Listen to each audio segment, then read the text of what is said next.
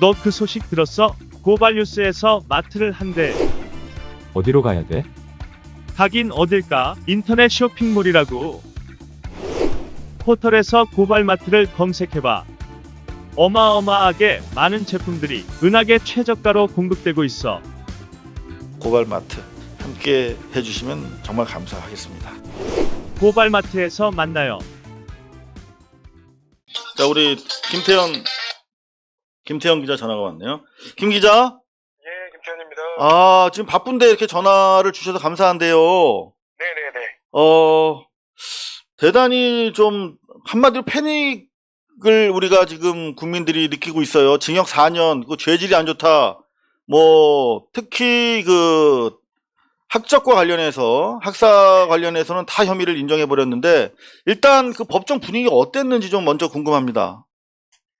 네, 일단은 그 재판부가 얘기한 내용들을 제가 좀 설명을 해드리면요. 네.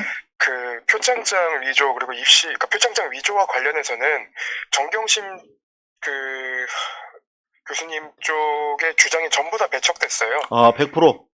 예, 전부 다 배척이 돼서 사실 판단을 받을 만한 게 없었고요. 뭐 주장이 잘못했다라고 얘기를 한다면 뭐 이해할 수 있겠는데 전부 다 배척이 됐고요. 그리고 위법 수집 증거와 관련해서는 위법 수집 증거를 배제한다고 해도 위조는 가능하다라고 재판부가 판단을 했습니다. 그래서 이게 참 무슨 말인지 어려울 정도인데 재판부가 그러면 직접 위조하는 걸 좀 지원해 주면 될 텐데 말이죠. 그건 또 안 할 거고. 그렇습니다. 심지어 그 재판부가 검찰과 변호인 측에 전문가 의견을 내라라고 얘기를 했었거든요. 네. 근데 변호인 측에서는 그 전문가들 의견을 받아서 제출을 했는데 네. 검찰에서는 전혀 제출하지 않았는데도 검찰 말에 더 신빙성이 있었던 거고요. 검찰 제출하지 않은 것이 아니라 못한 것이겠죠. 그쵸. 네, 그거를 할 수가 없으니까. 그럼에도 불구하고 검찰 측에 손을 들어줬다는 거네요. 네. 거기다가 네. 그 구형을 한 사유, 그러니까 그 선고를 한 사유에는 네. 회성의 총장이라던가 뭐 관련한 동양대 사람들이 정치적인 목적을 가지고 증언을 했다라고 주장한 걸 굉장히 괘씸죄로 본 거 아닌가. 그 부분에 대해서도 재판부가 언급을 했습니다. 기본적으로 최성해의 주장으로부터 시작된 게 이제 표창장 사건인데, 네. 최성해와 관련해서는 윤짜장이랑 밥도 먹었고, 그리고 정권 국임당 쪽이랑 서로 내통하면서 사실 조율을 해서 이 사건을 터뜨린 것으로 충분히 정황상 인정이 되는데도, 그리고 최성해라고 하는 인간 자체가 거짓으로 점찬된 인간이고 진술의 신뢰를 주기 진짜 어려운데 그럼에도 불구하고 최성해의 주장을 인정했다는 것이네요. 그렇습니다. 말도 안 되네. 그리고 자, 이게 이제 기본적으로 학사 비리와 관련된 것 때문에 징역 4년 중에서 아마 한 3년 정도는 학사 비리를 인정해서 내린 거겠죠. 그죠? 그렇죠. 입시 비리는 전부 다 유죄로 인정이 됐고요. 자, 그러면은 남은 게 이제 사모펀드인데. 네. 횡령은 아닌데 미공개 정보를 이용한 투자는 불법이다. 요건가요? 투자는 맞다고 얘기를 했습니다. 이게 조범동 씨 재판이랑은 완전 갈리는 건데 네. 투자가 아니기 때문에 무죄라고 이제 공모관계가 없다라고 얘기했던 조범동 씨 재판과는 완전히 다르게 그 투자는 맞다라고 얘기를 했습니다. 그러니까 너한테 무죄는 주는데 너 범죄는 맞아라는 얘기를 한 겁니다. 그러면 요것 때문에 이른바 그 미공개 정보를 가지고 투자했다. 그렇기 때문에 그 뭐 2억 2천에 대해서는 잘못된 소득이다라고 하는 취지의 판시가 있었던 것으로 보이는데 이 사모펀드와 관련해서는 유죄로 인정돼서 양형에 반영된 건 없나요, 그러면? 그 사모펀드와 관련해서는 이제 업무상 횡령이 무죄가 됐고요. 네. 그리고 미공개 정보 이용에 대해서는 일부 유죄고요. 그리고 범죄 수익 은닉 규제법에 대해서는 유죄, 그리고 금융거래 실명법 위반에 대해서는 일부 유죄가 나왔습니다. 그러니까 미공개 정보를 이용해서 돈을 챙긴 거, 그리고 그 과정에서 실명을 안 쓴 거, 이 세 가지에 대해서 일부 유죄를 인정한 것이군요. 그리고 나머지 그 이른바 그 진술과 관련해서 증거인멸, 요거는 다 무죄가 나왔나요? 다시 한번 증거인멸. 증거인멸 부분에 대해서는 잠시만요. 네, 무죄가 나온 것으로 여기 지금 헤드라인은 증거은닉 교사죄로는 처벌 못한다. 네. 이런 판시가 있었다고 하는데 맞나요? 네, 맞습니다. 오케이. 자, 그러면 정리를 해보자면 증거인멸은 다 털렸고 사모펀드에서 조범동 씨 재판과 일부 상충되는 판시를 통해서 일부 유죄가 3개가 나왔고요. 그죠? 그리고 나머지 입시와 관련해서는 모두 유죄가 나왔기 때문에 이제 결국은 2심에서 주로 입시 이른바 비리 의혹 관련해서 집중이 될 텐데, 자, 지금 법정 구속되는 과정에서 지금 아마 예상을 못하고 나오셨을 것 같은데, 정경심 교수. 네, 그렇습니다. 혹시 뭐 표정이나 뭐 그런 건 보신 거 있나요?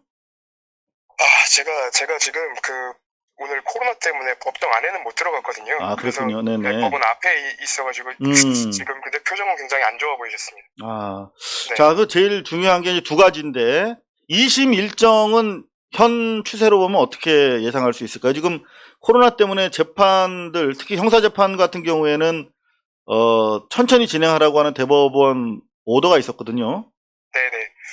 일단은 저희가 사실은 최근까지는 이제 임정혁 부장판사가 그래도 괜찮은 판결을 내리지 않을까라고 얘기를 드렸었는데, 네. 본래 저희가 재판에서 느꼈던 건 이미 유죄의 심증을 갖고 있는 것 같다라는 거였고, 그 유죄의 심증을 갖고 있었다라는 것이 적나라하게 보여줬던 게 네. 정경심 교수 쪽의 증인들, 그러니까 유리한 발언을 하는 증인들에 대해서 굉장히 다그치거나 조금 별로 불편한 기색을 보였던 경우들이 굉장히 많았었거든요.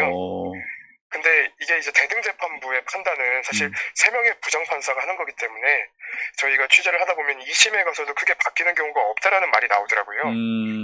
그래도 지금 이제 그 대등재판부가 했다고 해도 1심 재판부는 사실 언론에 뭐랄까 많이 노출이 됐던 것에 대해서, 그리고 정경심 교수님이나 조국 장관님이 어떤 실체적인 진실을 밝히기 위해서 했던 부분을 오히려 괘씸죄로 보고 때린 게 아닌가라는 생각이 들어서 2심에선 조금 뒤집힐 가능성도 있지 않을까라는 생각도 조금 해봅니다. 네, 기본적으로 이 위조 건과 관련해 가지고 정 교수 측의 주장 자체를 아예 그냥 검토하지 않고 다 배척했다라고 하는 부분에서 기본적으로 이번 재판 결과가 암시되지 않았나 이렇게 생각을 하고요. 마지막으로 하나만 더 여쭤보면, 지금 이제 조국 장관 관련해서 오늘 이제 판결이 아무래도 이제 그 법원에서는 판결 뭐 1심에 불과합니다만 판결을 가지고 주로 논하지 않습니까?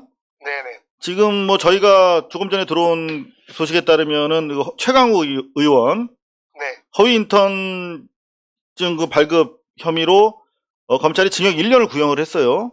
네네. 네, 그러니까 최강욱 의원 건도 그렇고 조국 관련 사건도 영향을 크게 받겠죠. 어떻게 보십니까? 마지막으로. 최강욱 의원 사건에 대해서는 사실 정경심 교수님이나 조국 전 장관에 대한 징검다리 역할을 한 거라서 징역 1년을 구형을 했지만 이 부분은 무죄가 나올 거라고 예상을 하고 있습니다. 이 부분은 이 재판부도 사실 이 재판은 여러 차례 들어갔을 때도 재판부도 약간 의문을 갖고 있는 상황이었고요. 근데 기본적으로 허위 인턴 그 발급 관련해서 지금 100% 그 인턴 관련된 사안에 대해서는 그 유죄로 인정을 했잖아요, 1심에서. 어떤 부분이요? 입시 관련해서는 다 유죄로 나왔기 때문에 최강욱 의원 같은 경우도 좀 위험한 거 아니냐 이거죠. 네네. 정경심 교수님이 딸 부분이고요. 이건 아들이니까. 아들 건이니까요. 전혀 상관이 없는 얘기입니다. 여하튼 근데 분위기는 좀 불리해질 수도 있지 않을까요? 그렇게 해도 최강욱 의원 같은 경우에는 권한이 있는 사람이에요. 표창장 인턴을 발급해줄 수 있는 권한이 있는 사람이기 때문에 최강욱 의원이 발급을 해줬다고 해서 문제가 될 게 없습니다. 오케이. 자, 그렇다면 좀 다행스럽고요. 자, 마지막으로 조국 장관 관련한 재판에 대해서는 어떻게 전망이 될까요?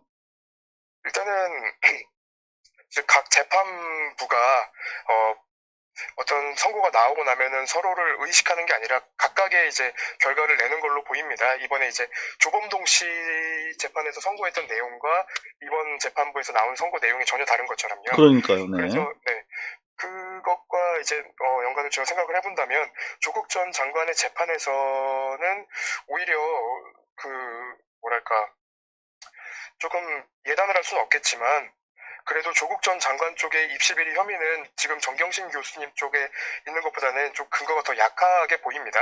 근데 지금 다 여기서 보면 조국 장관과 공모했다라고 하는 표현들을 몇 차례 지금 하고 있거든요. 판시를 통해서 재판부가. 네네네. 그거 한인섭 원장이 뭐 만들어준 이제 서울대 공익인권법센터 네네. 뭐 그 부분을 얘기하는 건데 네. 그 부분에 대해서는 조금 더 지켜볼 필요가 있을 것 같습니다. 네. 여기는 예단을 좀 못하겠고요. 알겠습니다. 어제 사실 아주경제에서 큰 특종을 했어요. 징계 그 보고서를 입수해서 아주 네네. 자세하게 보도를 하셨는데 하나만 더 여쭙자면 거기 보면 이 사찰과 관련해서 윤 차장이 현 정권 실세 청와대 관련된 여권 인사들에 대해서만 관련된 재판 관들에 대해서 사찰을 했단 말이에요. 야권 인사와 관련된 재판을 맡은 법관들에 대해서는 하지 않고요. 혹시 네네. 이번 판결이 그 윤 차장 일파가 불법적으로 취합했던 그 사찰 정보에 영향이 있다라고 뭐 단정적으로 얘기할 수는 없겠습니다만 그런 분위기는 없나요? 단정적으로 말씀 주신 것처럼 단정적으로 말할 수는 없지만 그 판사 사찰 문건에는 이 재판장에 대해서 여론에 많이 휩쓸리는 사람이자라고 써 있습니다. 오늘 이 재판장 임정영. 네, 맞습니다. 네, 맞습니다. 그렇기 때문에 그 검찰이 수집한 그 정보가 일정 부분 확인이 됐다라고 얘기할 수도 있을 것 같습니다. 그러네요. 그러면은 아무래도 여론에 흔들리는 법관이라고 자기들이 판단을 했고 또 여태까지 뭐 그런 부분들이 충분히 확인이 됐으니까 그렇게 보고를 했을 텐데 검찰에서 사찰을 통해서 그렇다면 충분히 그동안 여론을 통해서 작업을 한 결과가 이렇게 나온 것이 아니냐 이렇게 유추해 볼 수도 있겠군요. 네, 그렇습니다. 네, 알겠습니다. 정말 바쁜 와중에 이렇게 전화 연결해 주셔서 감사드리고 아주경제 그리고 김태현 기자 열심히 응원하겠습니다. 감사합니다. 예, 감사합니다. 네, 계속 수고해 주십시오. 고발뉴스는 여러분의 자발적 후원에 힘입어 운영되는 대한매체입니다. 자본과 외압에 흔들리지 않는 언론으로 키워주십시오. 후원 신청은 지금 고발뉴스닷컴에서 접수 중입니다. 여러분의 많은 참여를 부탁드립니다. 감사합니다.